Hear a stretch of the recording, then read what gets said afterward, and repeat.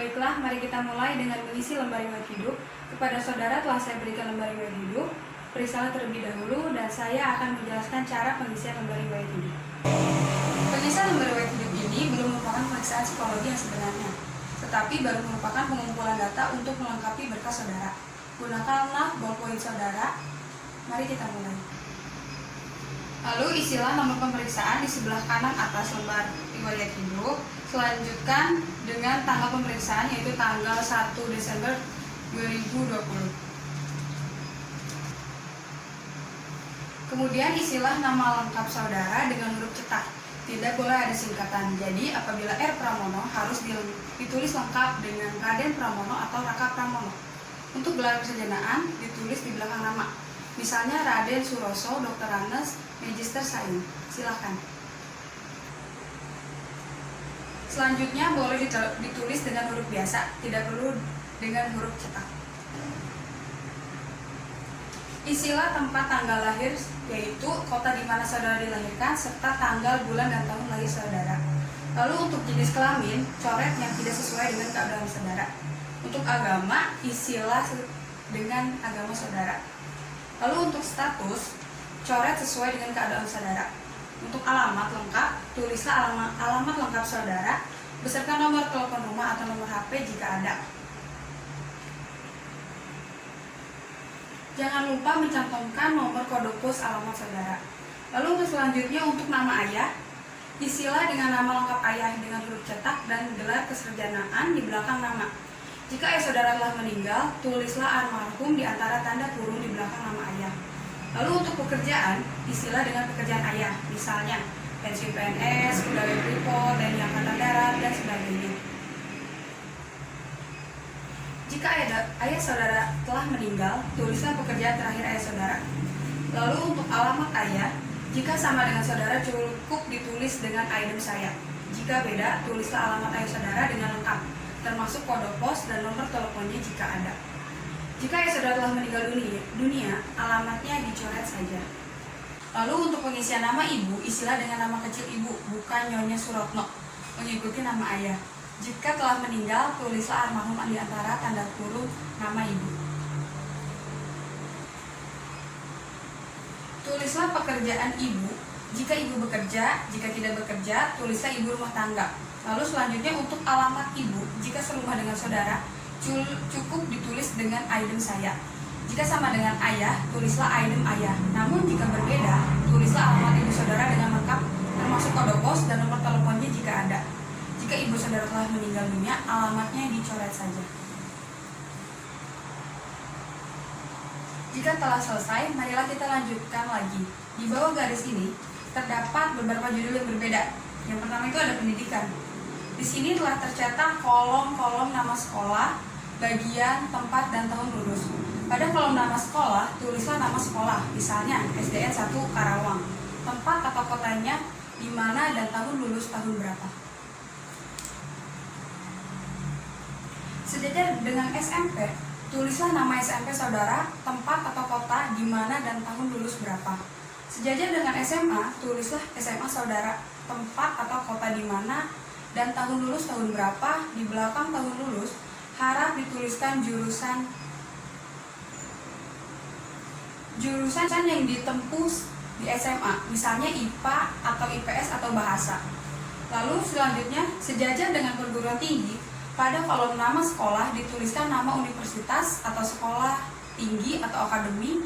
Di kolom bagian, tuliskan fakultas dan jurusan, tempat, dan tahun lulus seperti tadi.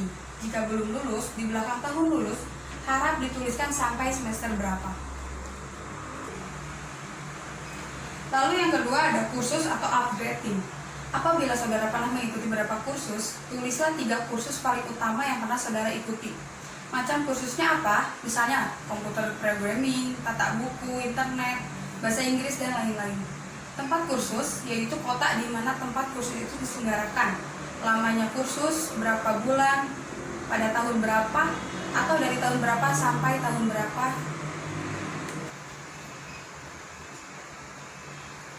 Dan instansi penyelenggaranya apa, misalnya TRIBE, IF, LES, private, dan lain-lain. Jika tidak pernah mengikuti kursus, harap dicoret seluruhnya. Lalu yang ketiga ada pengalaman bekerja.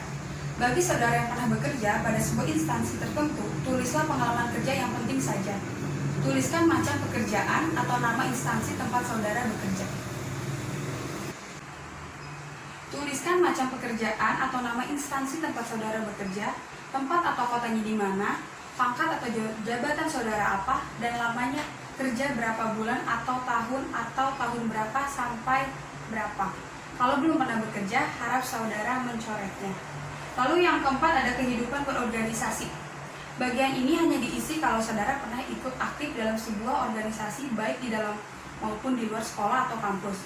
Misalnya pramuka, karang taruna, organisasi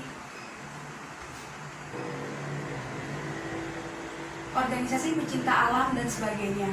Untuk organisasi di lingkungan sekolah atau kampus yang keanggotaannya otomatis hanya diisi apabila saudara menjabat sebagai pengurus, seperti pengurus OSIS atau senat mahasiswa dan sebagainya.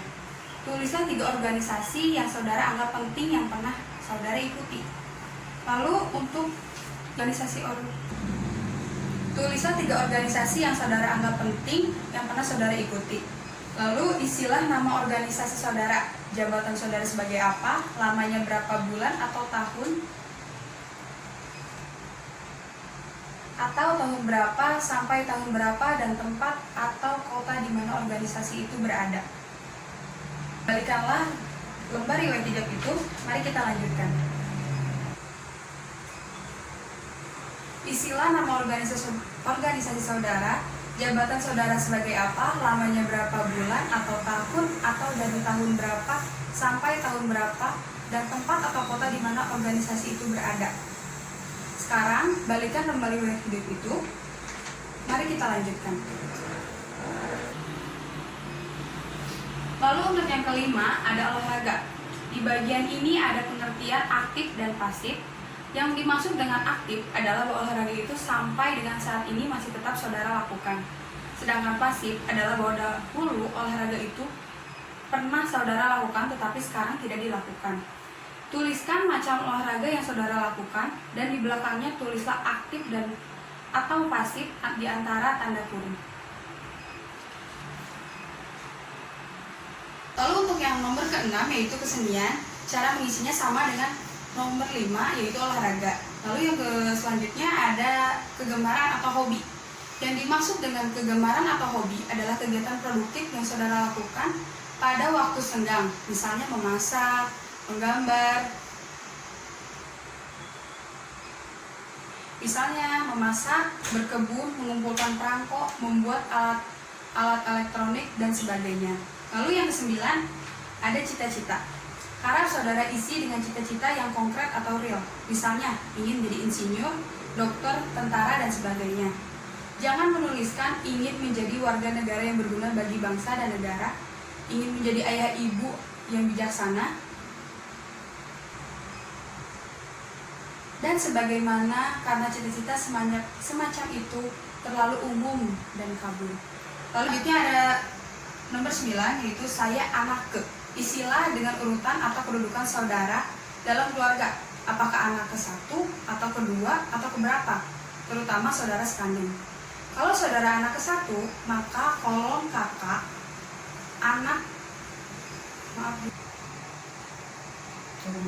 Kalau saudara anak ke-1, maka kolom kakak dicoret semua. Saudara hanya mengisi kolom adik jika saudara mempunyai adik. Mulailah mengisi dengan jenis kelamin adik. Yang pertama dengan melingkari huruf L untuk laki-laki atau huruf P untuk perempuan. Kemudian tulislah di kolom pekerjaan atau sekolah, instansi dan jabatannya kalau sudah bekerja, atau sekolahnya dan kelas atau semester berapa jika masih sekolah. Lanjutkan sampai dengan adik saudara yang paling kecil. Lalu jika saudara anak ketiga, maka kolom kakak harus diisi dengan data kakak saudara. Lingkarilah jenis kelamin kakak saudara, kemudian isilah kolom pekerjaan atau sekolah seperti yang dijelaskan tadi. Dilanjutkan dengan kolom adik. Apabila saudara mempunyai adik, jika saudara tidak mempunyai adik, harap kolom adik dicoret seluruhnya. Kalau saudara anak tunggal, kolom kakak dan kolom adik dicoret. Lalu yang ke-10, apakah saudara pernah sakit keras? Pertanyaan ini harap dijawab jika saudara pernah sakit keras, yaitu sakit yang memerlukan perawatan lama atau intensif, atau yang dirasakan berat. Coretlah kata tidak, demikian sebaliknya. Jika pernah sakit keras, jawablah pertanyaan-pertanyaan di bawahnya.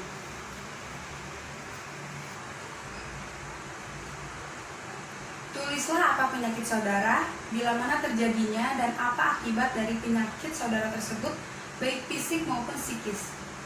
Jika tidak pernah sakit keras, coretlah pertanyaan di bawahnya. Lalu yang ke-11, apakah saudara pernah mengalami kecelakaan berat? Yang dimaksud dengan kecelakaan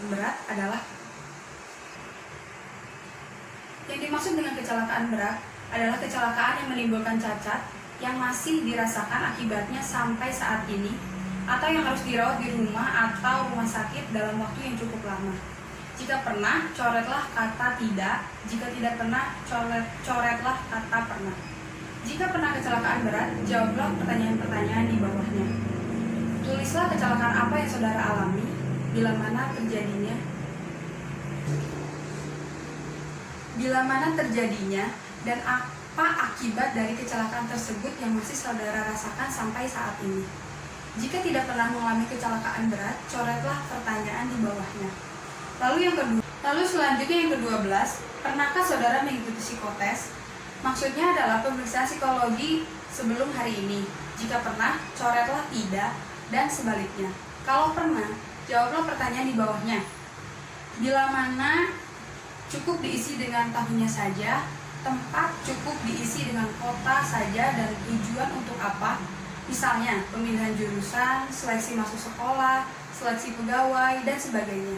Jika lebih dari sekali, harus dituliskan semuanya. Kalau tidak pernah, harap pertanyaan di bawahnya dicoret saja. Kalau tidak pernah, harap pertanyaan di bawahnya dicoret saja. Jika sudah selesai, di bagian kanan bawah, tulislah kota tempat pemeriksaan psikologi berlangsung. Misalnya Karawang, 01 Desember 2020.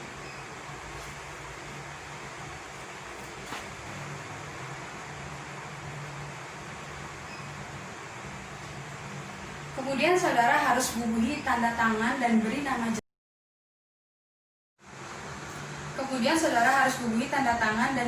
jelas. Baiklah, saudara-saudara, pengisian lembar hidup telah selesai. Letakkan alat tulis saudara dan telitilah kembali apa yang sudah saudara tulis.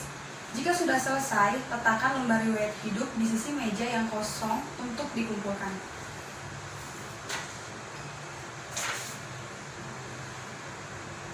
Sekarang kita akan mulai dengan pemeriksaan psikologi yang sebenarnya.